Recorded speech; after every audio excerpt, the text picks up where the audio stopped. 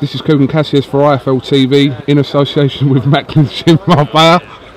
I've got to keep used to saying that now, Macklin. You know, so, with me, I've got Matthew Macklin here at the Maximum HQ. How are you, Matthew? All right? Yeah, all good, all good. Yeah. Early morning flight, so I was tired earlier, but waking back up now. Is this a new chapter in your career now? I think so, definitely. Yeah. I mean, when the Stern fight took me onto the world stage, having kind of not plateaued, but having been at European level for a while. You know, I'd enjoyed my time out in America fighting out there. 2 challenges at the world title, fought out, sold out Madison Square Garden, finally undercard of Chavez Martinez, which was an unreal atmosphere of all the, you know, Latinos in Vegas. That was brilliant. Knocked out a former world champion, and now having lost to Golovkin, bounced back with a good win. But yeah, I think now, you know, signing with Eddie, I think this is the next chapter, and I think you know, he's proven that he delivers opportunities, but he also, before he doesn't just deliver opportunities, he keeps you busy, keeps you active until that opportunity comes. And I haven't been active, I haven't had many rounds, and I think it's impossible to perform to your best when that's the situation. So I'm looking forward to getting going, getting busy, and producing my best performances, and ultimately becoming world champion. You've built yourself up a very good profile over the years, you know, again fighting the best middleweights there are. Was it a thing for you to, like I said, to, you know, when people say, what's the word is correctly, but coming back to sort of the domestic scene, yeah. Not that you're going to be fighting, I mean, you've got aspirations to challenge for the world title again, but to come back here away from America, was that a thing that you thought about? Well, I think, you know, I'd lost to Martinez, I'd lost to Golovkin in the last 2 years. I had 2 opportunities for the world title, I lost both of them. The Martinez one was a good fight, it was nip and tuck, and it was when Martinez was at the top of his game. Stern I got robbed against, but having lost twice over in America for the title, I think it's, like I said, not necessarily going back to domestic level, but regrouping and going again. Yeah. So I think, you know, with Eddie, he keeps you busy. I think sometimes in America it's like, if they can make a big fight for you, they'll sling you in great, but if they can't, you just sat on the shelf waiting. I mean, the last 6 months has been frustrating. I mean, I was meant to fight, there was talk I was going to fight Felix Stern. That went on for a while, that come to nothing. Then there was talk of Quillen, come to nothing. And then, you know, GEALE fight was on. Then it was off a couple of weeks before. But I mean, even aside from the GEALE fight, I found myself in a situation where I'm high risk, low reward, because I've lost those 2 opportunities for a world title. Even though I'm considered a top 5, 6, 7, whatever ranking you want to go by, middleweight contender, or top middleweight contender. Some people think, oh, well, you know, he's fought him, he's been beaten, but he's still a top fighter. You could lose that fight, and if you do, then where do you go? I think they'd rather, you know, fight Golovkin than fight me, because they lose to me, where do they go? So I think from my point of view, I just need to get some momentum going in my career. I need to put a winning streak together. You know, I need to, you know, win now in August, go again in November, whether whoever that is, if it's Andy Lee or if it's someone else in a big fight, maybe it's a final eliminator, even if it's just a 10th round. I think the most important thing for me right now is to get busy and to get some momentum, put a winning streak together, and get myself in a position where I'm ready to challenge for the world title again.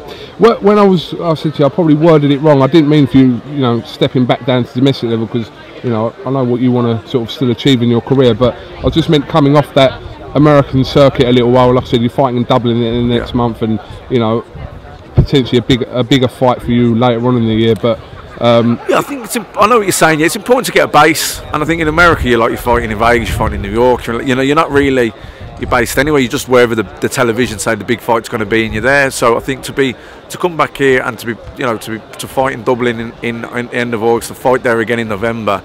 You know, who knows? Maybe get out again before Christmas. You know, that's activity that I haven't had in the last 5 years. I think it'll bring the best out of me from performance. I think it'll bring from the performance point of view, and I think it'll give me momentum in a career, and it'll build. I've always had a good fan base anyway. I've always been exciting to watch, so I've always had a good fan base. But I think it'll allow that to really grow. Then maybe we don't even have to go to America for the world title. Maybe we can bring the world title here. You know, or if we do, we bring a big crowd over. So either way, I think the fact that I'm back, I think I get a base. I get a home support, and I build momentum in my career, and also I'll produce better performances because I'll be more active. Andy Lee at the moment isn't even at your weight, so I mean, this is, you know, whether this happens or is yet to be seen. But what's in it for you with the Andy Lee fight, apart from it being a spectacle for the fans to watch, and you know, people in Ireland. What's in it for you? I mean, there's nothing to gain from a career point of view in terms of ranking or anything, because he's not really ranked in the middleweights anymore. He's fought at light middle. You know, nothing really, except it's a big fight for for Irish boxing fans. You know, for fans watching on Sky Television, it's a good fight, a fight that's been talked about. You know, it's a fight that a lot of people that aren't hardcore boxing fans would want to watch. And I think as you move on and you want to be involved in bigger fights, it's important to cross over to your football fan, your hurling fan, your Gaelic football, your rugby fan. You know, guys that'll watch a fight, but you're not necessarily a hardcore boxing fan. I think in Ireland particularly, me against Andy Lee does that. You know, it does cross over. So, you know, from a career ranking titles point of view, it doesn't do anything for me. But it's a big fight that would capture the public's imagination in Ireland, especially. And you know, like I said, I've never shied away from a challenge. You know, when I fought Jamie Moore, who trains me now, you know, Jamie wanted to move on. You know, I could have easily waited and let him move on and then stepped up, but I was always up for challenges. Even 10 rounders over the years, I took some hard fights that really there was nothing to gain in it. But I wouldn't shy away, I wouldn't turn it down, and probably to my detriment, I probably should have on some of the occasions. But you know, I think the Lee fight, if it happens in November, it's a massive fight for Ireland, and it's, I know a lot of fans, Irish boxing fans, want to see it. So it's important that, you know, as much as they don't call the shots, you know, they're the people that pay the money to watch your fight, so they do have some kind of a say, or they're entitled to some say. You know, on these social media sites, obviously allows people to have their opinion, valid or not. But you know, I see some things the other day about you ducking Andy Lee and things like that. I mean, surely anyone with half a brain cell can't, you know, just see the calibre of opponents that you face in your career. And if you chose an easier path, you'd probably be world champion now.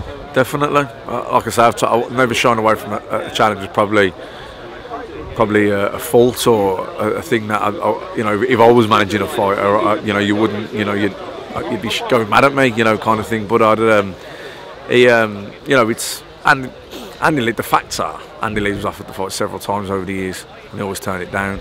So they're the facts. Like on Twitter, every man and his dog's got an opinion. You know, how well informed they are, who knows? But the facts are he was offered the fight several times and always turned it down.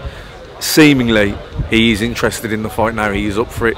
So, you know, if once August the 30th is out the way for me, depending on how the land lies then, if he's up for the fight, if he gets offered the fight, if Eddie wants to make the fight will happen. Let's hope so. Golovkin fights Daniel GEALE at the end of this month. Left a little bit of a bitter taste, or are you over that now? I'm over it, because what's the point? You can't dwell, no point crying over spilt milk. It's done, you move on. Listen, I was definitely shafted, no doubt about it. You know, I was meant to fight GEALE, and you know, Golovkin, the Chavez Jr. fight fell through. They had to have an opponent for him for July, couldn't afford not to. You know, if I beat GEALE, that fight well and truly wasn't worth anything. So yeah, no, listen, we all know what happened, but it's done, so you move on. You know, he's fighting Golovkin to get a payday, but I think he'll get well beaten. There's always the talk of the three of the top middleweights in this country that never fought, as in you, Darren Barker and Martin Murray. Darren Barker's now retired. Martin Murray's still here. Is that a fight potentially next year that you'd be interested in? Yeah, definitely, and I think also the fact that I'm with Eddie now, and you fight back over here, I think there's a lot more of a realistic chance of it happening. It was always going to be tough. You had Lou was always looking at America, he was looking at what options arose from HBO, you know, who they wanted me to fight. So those fights were always going to be difficult to make, whereas now I think they're easy to make. So listen, once I get August, I don't look too far ahead because it's one fight at a time, but I think once I get August the 30th out the way, I want to be involved in the biggest and the best fights. Andy Lee, Martin Murray, but yeah, bring them on one after the other, no problem. Can you disclose anything about the deal you've got with Eddie? Or no, just that I'm happy with it, and I'm excited about the future. Like I say, a new chapter, and I think Eddie's proven over the last couple of years he delivers for his fighters, and until he delivers, he keeps them active and he keeps them busy, and they get momentum in their career, and they stay busy, and they can they stay sharp, and they perform better, and if it takes one fight or two fights or even 4 fights, whatever it takes, if they keep winning, he delivers them their opportunity. So, you know, I've never been patient. Patience wasn't a virtue I was blessed with, but So as I'm getting older, I'm trying to get wise, and I'm trying to, you know, if it takes a fight, it takes 2 fights or 3 fights, whatever it takes. I know as long as I keep winning, keep, you know, living up to my part of the bargain, then he'll deliver an opportunity for me to become world champion. Absolutely. It was an interesting time we had in Marbella. We didn't really do a lot of work, to be honest, but there's plenty of distractions, not for boxers because they're obviously doing one of them, but if you're coming there on a little working holiday, shall we say, there's, you know. Well, you get looked after, and we know all the people there and all the clubs and the pubs and the bars, so yeah, you can always... Yeah, looked after was an understatement, to be honest, because, do you know what I mean? So we were very well looked after there, so... but just a quick note, like, obviously, you know, we've done this thing with you, and it's great for us, and just a comment on our thing with you, Matt. Well, you know, television's changing all the time, and you know, social media is a big thing now. Twitter, Facebook, you know, that YouTube, like things are getting millions and millions of views, and I think that you know, it's great what you're doing for the sport, because a lot of people, you know, these 24/7s and all access areas, you know, your casual fan in the pub that's not a hardcore boxing, he wouldn't buy the boxing news, but he'd watch a big fight. Sometimes it's those sort of behind the scenes footage which allows the fighter for his personality, his family, his friends, his training regime, you know, to come across. That's what probably sells the fight to a lot of people, these bigger fights, and the ones that cross over. So, you know, right now you're on Twitter, you're on YouTube, you've the I Film London, but I mean, obviously I've known you for years anyway, I met you, but I just see where you're going. I think you can pick up, and I think you're doing a great service for boxing and for boxers, and you know, wish you the best of luck with it, and you know, we're happy to help you in any way we can. Absolutely. Just from our point of view, obviously it was important that one of the main factors is that obviously your gym is boxing based. I know there's other like combat sports that you do in the gym, like kickboxing, that, but it's boxing based with a good element of British talent coming through and people already established. So that was a good link up. It made sense for us to do that. So we appreciate the opportunity, Matt. Oh, you're welcome. All right, we'll be back out in Marbella next month. I've already picked out my speedos and my sandals. It's all ready to go. Just be careful on them balloons. I'll tell you a story about the balloons when I get off camera, but yeah, they're addictive, but that's another story. Definitely. All right, MACKLIN, thanks for talking to IFL TV, and we enjoy the day, and we look forward to the 30th of August in Dublin. Yeah, me too. Thank you very much.